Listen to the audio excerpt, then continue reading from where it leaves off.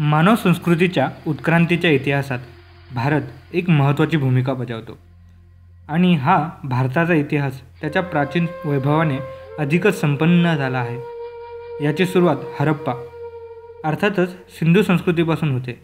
या संस्कृतीचे अवशेष अनेक ठिकाणी सापडतात। त्यातीलच एका ठिकाणाची माहिती संकलित करण्याचा प्रयत्न आपण करतो आहोत। आता आपण आहोत महाराष्ट्रातील अहमदनगर जिल्ह्यातील दायमाबाद या गावी। दायमाबाद या गावी वेगवेगळ्या टप्प्यांवर उत्खनन झालं, ज्यात आपल्याला सिंधू संस्कृती, सावळदा संस्कृती, माळवा संस्कृती आणि त्याचबरोबर जोरवे संस्कृतीचे अवशेष देखील सापडतात।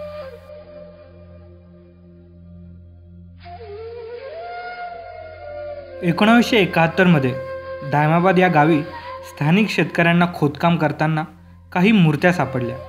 या घटनेचा पाठपुरावा स्थानिक शेतकरी लाल हुसेन पटेल यांनी केला।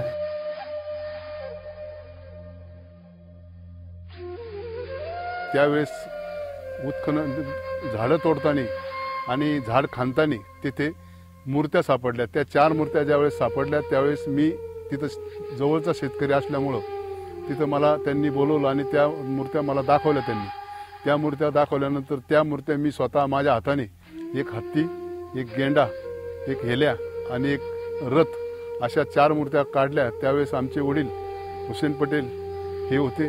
आमच्या वडिलांनी मला त्या मालुंजेचे गुरु बापू गुरु यांना बोलून त्यांच्या हस्ते पूजा केली आणि त्यावेळेचे तहसीलदार आणि त्यावेळेचे PSI खरमाळे साहेब यांच्याकडे लेखी पत्र पाठवून त्यांना बोलवण्यात मी स्वतः तहसील कचेरीमध्ये गेलो आणि तहसीलदार आणि फौजदार यांना बोलून घेतलं। त्यावेळेस इथं हजारोच्या संख्येने मूर्त्या पाहण्यासाठी ग्रामीण भागातले लोक तिथं जमलेली होती आणि त्यावेळेस शासनाने पंचनामा करून त्या रात्री उशिरापर्यंत मग त्या ताब्यात घेतल्या।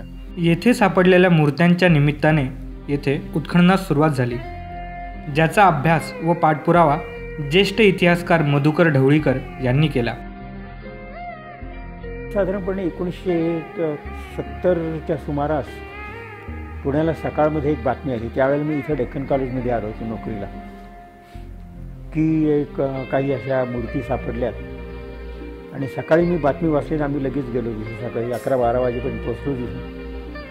त्या मूर्तींचे त्यावेळेला फोटो वगैरे घेतले आणि त्या एकंदरीत त्याच्या अभ्यासावरून मला वाटलं की हे सिंधू संस्कृतीच्या काळातल्या ह्या मूर्ती आहेत, फार सुंदर मूर्ती आहेत। त्या अभ्यासावरून तिथं सर्वात प्राचीन संस्कृती जर म्हणता येईल ती साधारण ज्याला त्यांनी सावळदा संस्कृती म्हटले, इसवी सनापूर्वी 2200 वर्षापूर्वी। सावळदा नाव हे म्हणजे सावळदा हे खानदेशात ह्या साक्री तालुक्यात एक खेडेगाव आहे।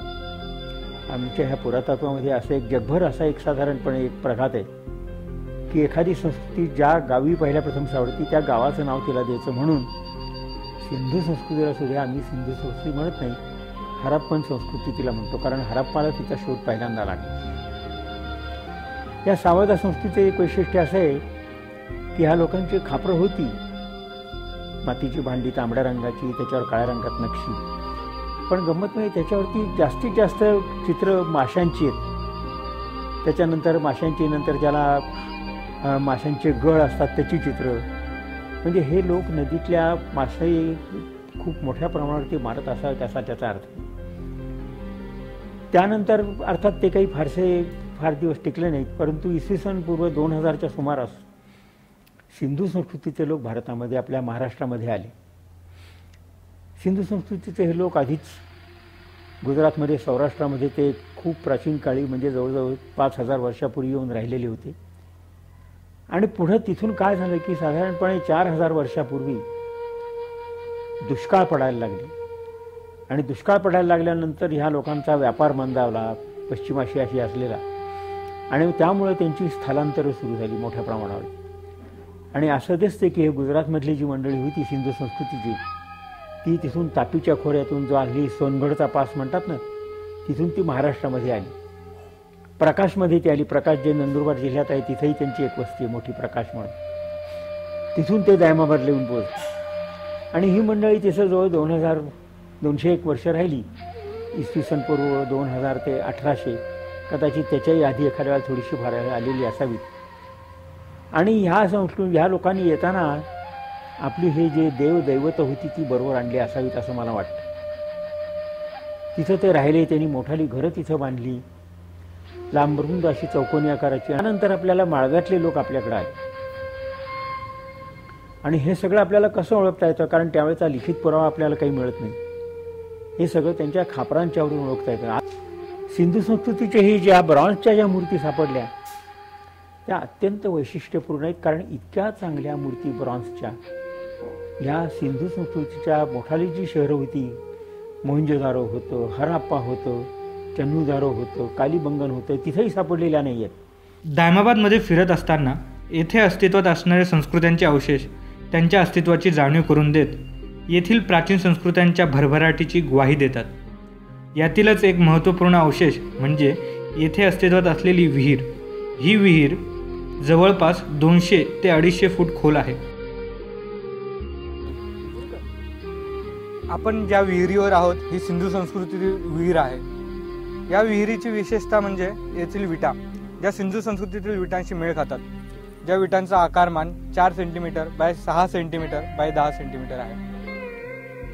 विहिरीबरोबरच जवळून वाहत असलेली प्रवरा नदी या संस्कृतीतील माणसांची दूरदृष्टी वर्तवते. या प्राचीन संस्कृत्या अन्नाची व पाण्याची गरज लक्षात घेऊन बऱ्याचदा नदीकिनारी वसलेल्या आढळतात. आता आपण आहोत प्रवरा नदीच्या किनाऱ्यावर. ही प्रवरा नदी आहे. इथेच आपल्याला 4 संस्कृत्यांचे वेगवेगळ्या टप्प्यावरील अस्तित्व बघायला मिळतं. पुढे काही अंतरावरच तत्कालीन नियोजन व कल्पकतेची ग्वाही देणारे अवशेष आपणास मिळतात. हे नियोजन नक्कीच आजही काळाच्या भरपूर पुढे आहे. सावळदा संस्कृती ही त्यांच्या काळात फारच भरभराटीला आलेली एक संस्कृती होती. त्यांनीच या नदीवर पाणी अडवण्यासाठी, पाणी जिरवण्यासाठी हा बंधारा बांधला आहे आणि त्यानंतर महाराष्ट्र सरकारने या बंधाऱ्याचे नूतनीकरण केले आहे. पण हा बंधारा पूर्वीचा सावळदा संस्कृतीचाच.